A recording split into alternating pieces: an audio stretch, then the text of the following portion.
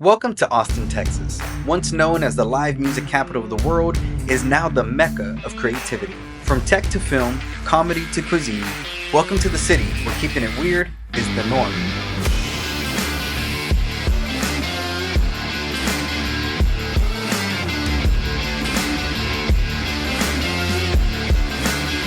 This is The Back of House, the show where we take you behind the scenes to meet the people who make the food that we all love. Today, we delve into the inspiring journey of Mariha and Julian, the passionate owners of La Plancha in East Austin. Mariha and Julian's culinary journey began in their teenage years, with Mariha working her first job at McDonald's and Julian starting out at Burger King. These initial experiences were the foundation of a career steeped in dedication and hard work. So I got a bachelor's degree from the Culinary Institute of America, and I did my concentration in farm-to-table studies where I spent a semester in the St. Helena campus, and basically we farmed during the week. No way. So it was a program that started, and I think my class was the third group to be part of that program. Okay. It was led by Chef Larry Forgione. He is considered the godfather of American cuisine, American cuisine, like Alice Waters. That Cali type food. So we would farm and cultivate during the week, and whatever we harvested, we would create a tasting menu out of. So it was really fun, really creative, working with like California produce, and like it was such an eye opener. So I kind of adapted that mentality, and I apply it as much as I can to my life. And I always said that if I ever had a restaurant as a chef, I feel like the responsibility to feed people ingredients that I eat. Exactly. You know what I mean? Yep. That I feed myself or my family, and it's like, if I'm aware that industrialized meat is not the greatest, then why am I going to sell it to somebody to make a profit? We're lucky enough to serve our guests and have them come in and try La Plancha. We wanted people to have food that they really enjoyed, but they didn't feel bad after they eat it. Exactly. And that was the whole thing. There's something about going to a place and experiencing a good time, but also that 2 hours later not feeling bad after you ate it. So we want to serve beef that's raised the right way. We want to serve pigs that are raised the correct way and they come from Iowa. It's important for us to use fresh vegetables and so on and so forth. And I'm not saying we're different than many other restaurants, because in our mind you should be doing that anyway. Exactly. But that was a huge piece. If we ever got to have something of our own that we felt good preparing it, and our guests felt good eating it.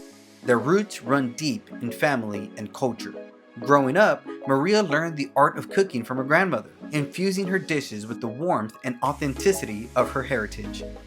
Julian, on the other hand, discovered his love for operations and guest service, complementing Mariha's culinary talents. Social media, still today, but even specifically when we first opened, was just crucial to our little bit of early success that we've had, because it's how people are like, wow, you don't see that every day, especially from a torta standpoint, right? And we haven't gotten to it yet, but one piece that was important to us for the concept when we wanted to bring tortas to life, we wanted to share Mariha's food and what she creates from a torta standpoint, right? Is one, there's so many different ingredients in a torta, things a torta, right? Number one, so it gives her more room to be as creative as she is and create that sandwich, if you will.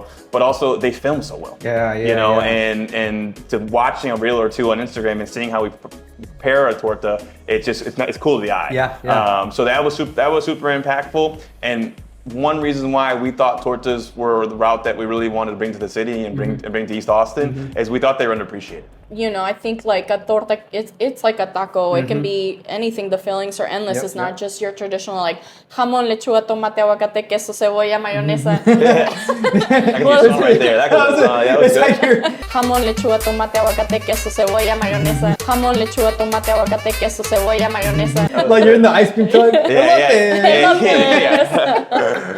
There's one homage to me from being from Buffalo. There's one. It's called the Hot Chick. It's a fried chicken torta. With a little sauce, but like with Mexicano. Yeah, exactly. That's one of my personal favorites, right? But that's crazy. People might be like, "What's that?" That's chicken sandwich, but no, that's our chicken torta. So together, Mariha and Julian have faced numerous challenges in opening and running La Plancha. From bureaucratic hurdles like city permits to the broader impacts of the COVID-19 pandemic, They have persevered with resilience and creativity. Together, they made a name for themselves by focusing on high-quality ingredients and sustainable practices, ensuring that every meal is more than just food. It's a statement of their commitment to their community. This is our first time, doing a project like this. Yeah. We've always worked for somebody else and like worked their vision, and you kind of have this like safety net of like if things go wrong, well, I'm just the chef or just the cook or just the sous chef. It hits differently. It hits differently when it's your key in the door and shit, like there might be a winter storm coming, the power went out, it's who knows when it's gonna come back, the water is coming out from all the Wi-Fi's drains, not like working. the Wi-Fi's not working, the POS went down. Exactly. Every day there's something, but I think the biggest thing is kind of like how do you react to those things and those challenges. It's kind of like, okay, we have this issue, how can we correct it, and how can we keep the lights on or keep going? Or hey, there might be a pause, it's okay, but let's like pause, think of what we're gonna do. So it's a lot about putting out fires and just problem solving. Exactly. So, and probably just the mental piece was challenging. There was days, I tell people this before, there was days that if we could just get an email back to us, then we were happy with that because that's where the growth was. And you just don't know that until you go through that. And it challenges you different ways. It challenges you from seeing where you thought you were going to be financially from a mental standpoint to, man, I just want to get there and start cooking. I want to get people going. So that was probably the biggest in our minds. Not that as we just finished, as we approached 3 years, hasn't been challenging. It definitely is, but at least from Julian Mariha standpoint, that was, of course, previous jobs and whatnot, still challenging. The East Austin community has embraced La Plancha, not just for its delicious offerings, but for the genuine hospitality and warmth that Mariha and Julian provide to every guest. Their restaurant is more than a business. It's a gathering place where relationships are nurtured and cherished.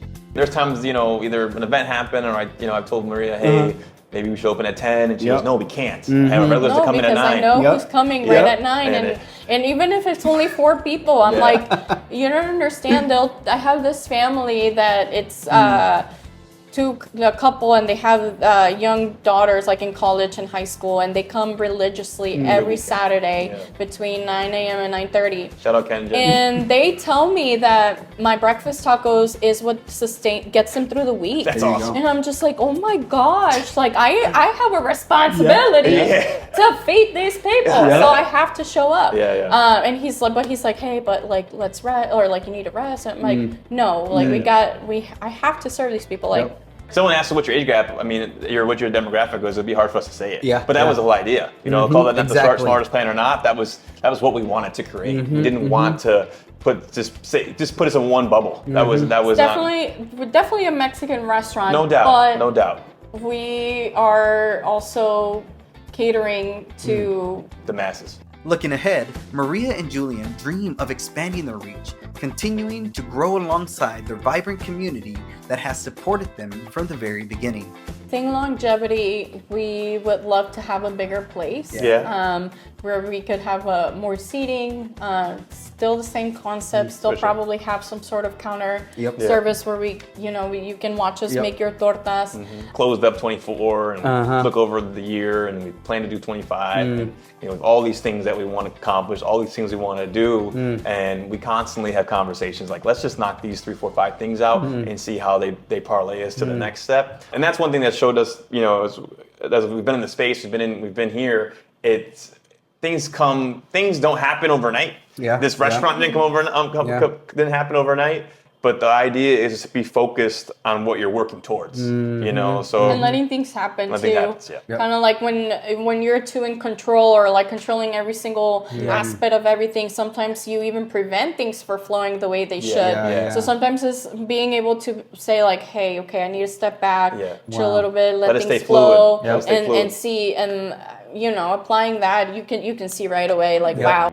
The story of Mariha and Julian at La Plancha is a testament to the power of passion and perseverance.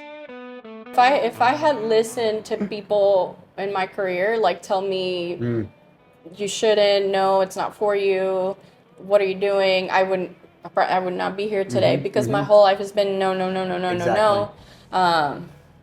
It's like, okay, I'm still gonna do me. Like whether there's a stigma for like Mexican American women, like, you know, and or whatever it is, it was kind of like, no, I'm taking my own path, and it hasn't been easy by any means. Like it's been challenging. There's challenges every day in this industry, but we just look to try to be successful a little bit more every single day. Yeah. And I'm about to try their La Tejana, which is a beef brisket barbacoa torta, and it looks completely insane.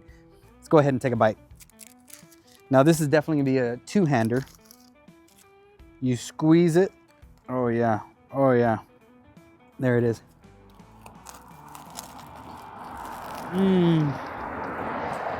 Oh yeah.